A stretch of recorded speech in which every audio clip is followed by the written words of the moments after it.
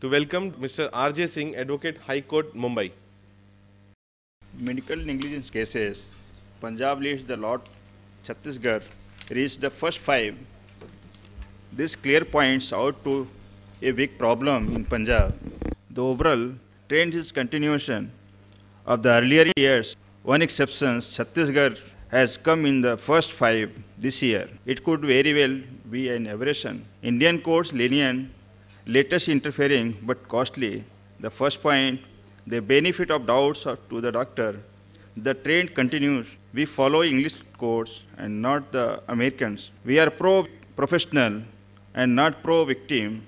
Hence, the courts are inclined towards doctor in India. I know that doctors sitting here will not agree with me. The next point, correctness of medical records, usually not questioned by courts, exception in case of gross fabrication. Court accept medical records sacred and through allegations of manipulation are made in nearly all the cases, they are generally rejected. In a case before the National Consumer Commission, the patient alleged that post-surgery specimen was not sent for HP. The surgeon denied this allegation but could not produce HP reports. The court went to the extent of presuming that post-surgery specimen was sent for HP as it is a standard protocol. The next point, policy of non-interference on professional medical decisions taken by doctors, a wrong method, decision not necessarily negligence.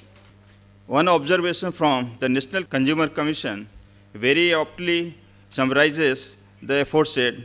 Some directions must be left to the judgment of the doctors on the spot, so that he uses his common sense, his experience, and judgment as far as it suits to the situation of the case. One cannot be guided by what has been written in the textbook because statements in the textbooks are mere opinion, cannot substitute for the judgment of the surgeon who handled the situation at the spot. The surgeon in these cases had taken consent for one procedure but performed another, and this was questioned in the court only to be rejected. The next point, in emergencies, courts are accommodating, deviating, or not following the standard protocol is overlooked, condoned. Emergency coupled with good faith and patient interests are perfectly valid reasons for bypassing procedures, deviating from standards, unacceptable practice, and even committing mistake or error. The next point, average amount of compensation is increasing many times with every passing day.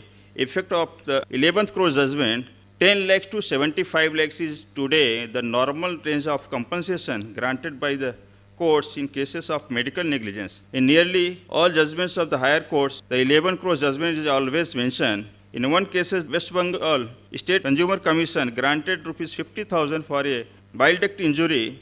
In appeal, the National Consumer hence it to rupees 10 lakhs.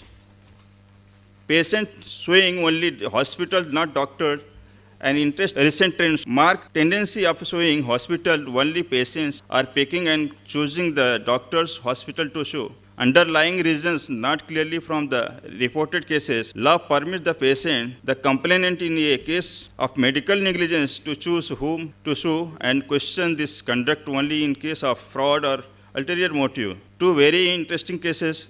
The first from Andhra Pradesh. Despite directions from the court, the surgeon who had performed the surgery negligently was not made a party by the patient. The court had no other option to hold only the hospital negligent.